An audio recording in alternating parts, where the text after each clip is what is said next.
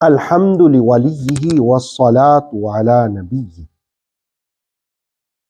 بیری کے درخت کی خصوصیات کیا ہیں اور جنت میں یہ کن نعمتوں سے مالا مال کرے گا، اور طلحہ درخت سے کون سا درخت مراد ہے؟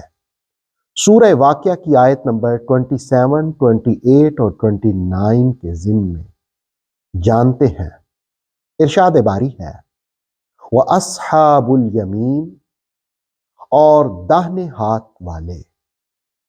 ما اصحاب الیمین، کیا شان ہے داہنے ہاتھ والوں کی۔ وَأَصْحَابُ الْيَمِينِ ما اصحاب الیمین، اور دائیں ہاتھ والے کیا کہنے دائیں ہاتھ والوں کے۔ آیت نمبر 28، فی صدر مخدود، وہ بے خار بیروں کے سائے میں مقیم ہوں گے۔ صدر کہتے ہیں بیری کے درخت کو، اور مخدود بغیر کانٹوں کے۔ آیت نمبر 29، وَطَلْحٍ مَنْدُودٍ، اور کیلے کے گچھوں میں۔ طلحہ یہ درخت ہے، بعض نے اس کا معنی کیلے بھی کیا، اور مندود تے بتے۔ طلحہ درخت کی گھنیری چھاؤں میں۔ سورہ واقعہ نے پہلے مقربین کا ذکر کیا، سابقون کا ذکر کیا، انہیں جو جنت میں نعمتیں ملیں گی ان کا تذکرہ ہوا۔ اب دوسرے طبقے کا ذکر ہوا۔ دوسرے طبقے کو سورہ واقعہ نے اصحاب الیمین کہا، یعنی دائیں ہاتھ والے۔ اس لیے کہا کہ ان کو جو نامہ اعمال ملے گا وہ دائیں ہاتھ میں ملے گا، اسی لیے یہ اصحاب الیمین کہلاتے ہیں۔ اب ان کو جو پہلی نعمت ملے گی وہ کیا ملے گی؟ فی صدر مخدود۔ صدر یہ بیری کے درخت کو کہتے ہیں، بیریاں۔ علامہ قرطبی کے حوالے سے تفسیر تبصرہ میں ہے کہ بیری کا جو درخت ہے یہ تناور ہوتا ہے، لمبا ہوتا ہے، شاخوں والا ہوتا ہے، پھل والا ہوتا ہے۔ اس کے پتے تو چھوٹے ہوتے ہیں لیکن باریک شاخوں کا زمردی لباس بن کر چھائے ہوتے ہیں۔ اس بیری کے درخت کا سایہ خنک ہوتا ہے، ٹھنڈا ہوتا ہے، سکون بخش ہوتا ہے۔ اور حکیم ابو زکریا نے الحاوی فی الطب میں، اور اسی حوالے سے مفسر قرآن علامہ سید ریاض حسین شاہ صاحب نے تفسیر تبصرہ میں یہ بات رقم کی کہ بیری کے درخت کے جو پتے ہیں اور شاخیں ہیں اور جو پھل ہیں یہ صحت مند ہوتے ہیں، صحت بخش ہوتے ہیں۔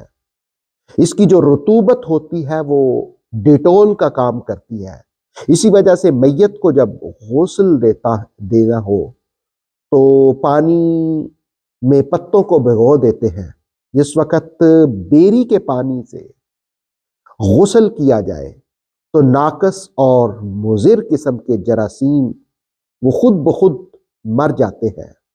اور علامہ اسماعیل حقی تفسیر روح البیان میں لکھتے ہیں کہ اس کا جو پھل ہے وہ کھانے میں تو بڑا لذیذ ہوتا ہے، معدہ صاف کرتا ہے، دماغ کے لیے وہ طاقتور ہوتا ہے، بینائی کو وہ تیز کرتا ہے۔ اور یہ بھی یاد رہے کہ جنت میں جتنے بھی پھل ہوں گے کہا گیا ہے کہ ان کا غلاف نہیں ہوگا۔ اور بیری کا پھل چھوٹا ہوتا ہے لیکن انسان کے لیے غذائیت ہوتی ہے، یہ انسان کو سمارٹ بنانے میں بھی ممد و معاون ہوتا ہے۔ اچھا، بیری کے درخت کی عمر بڑی طویل ہوتی ہے، 2000 سال تک درخت ہونا، 3000 سال تک ہونا، یہ تو معمولی بات ہے۔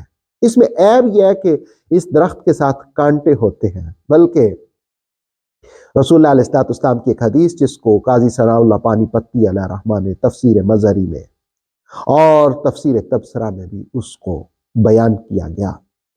ایک بدو شخص رسول کریم صلی اللہ تعالی علیہ وسلم کے پاس آیا۔ اس نے کہا یا رسول اللہ صلی اللہ تعالی وسلم، قرآن مجید میں نعمتوں میں ایک ایسے درخت کا तस्करा किया है जो तकलीफ पहुंचाने वाला है। मैं सोच भी नहीं सकता था कि जन्नत में बेरी का दरख्त होगा जिस पर तकलीफ पहुंचाने वाले कांटे होते हैं। तो इस पर रसूल करीम अलैहिस्सलाम ने फरमाया कि तुमने ये तो पढ़ दिया सिद्र, आगे मखदूद नहीं पढ़ा। मखदूद का मतलब ये होता है कि जन्नत में बेरी का दरख्त तो होगा लेकिन उसमें कांटे नहीं होंगे।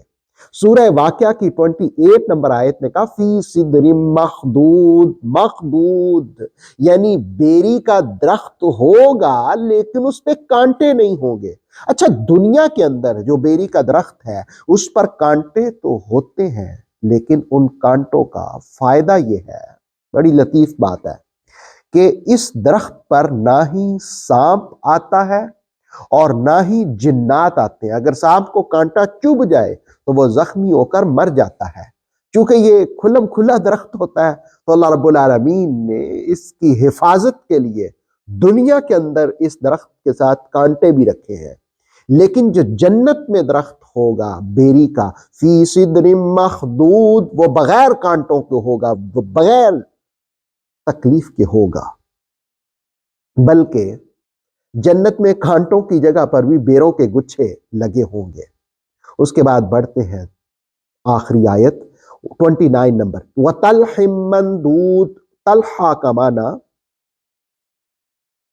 केला भी किया गया और तलहा एक दूसरे दरख्त को भी किया। अब असहाबुल यमीन को जो दूसरी नेमत मिलेगी वो तलहा फल, तलहा दरख्त का फल होगा। चलो अगर माना केला भी हो तो केला भी एक ग़िज़ाइयत रखती है। इमाम राज़ी के हवाले से तफसीर तबसरा में है कि बेरी के पत्ते छोटे होते हैं लेकिन केले के जो पत्ते हैं वो बड़े बड़े होते हैं, जो उसके तने को मुकम्मल छुपाए होते हैं। और केले की मिठास भी इसी रतूबत की मरहूने मिन्नत होती है जो इन पत्तों से फल तक पहुंचती है। और तलहा का माना कीकर का पीला फूल भी किया गया है। और बबोल के दरख्त पर जो झुंड है उसे भी तलहा कहते हैं। अरबी में शगुफा को भी तलहा कहा जाता है। सुद्दी कहते हैं कि ये देखने में तो झाड़ियां होंगी लेकिन ऐसा फल जो शहद से भी ज्यादा मीठा होगा वो तलहा कहलाता है। वतलहिम मंदूद, और केले के गुच्छों में। सूरह वाक़या ने असहाबुल यमीन की जिन नेमतों का जिक्र किया, एक बेरी का और बेर का और दूसरा केले का। अल्लाह रब्बुल आलमीन जन्नत में हमें भी ये नेमतों से माला माल फरमाए। ऑथेंटिक इस्लामिक नॉलेज के लिए नूर वही यूट्यूब चैनल को सब्सक्राइब कीजिए, बेल आइकन को प्रेस करना मत भूलिए। नूर वही फेसबुक, इंस्टाग्राम और टिकटॉक पेज को भी फॉलो कीजिए ताकि हमारी हर न्यू वीडियो आप तक बर वक्त पहुंच सके।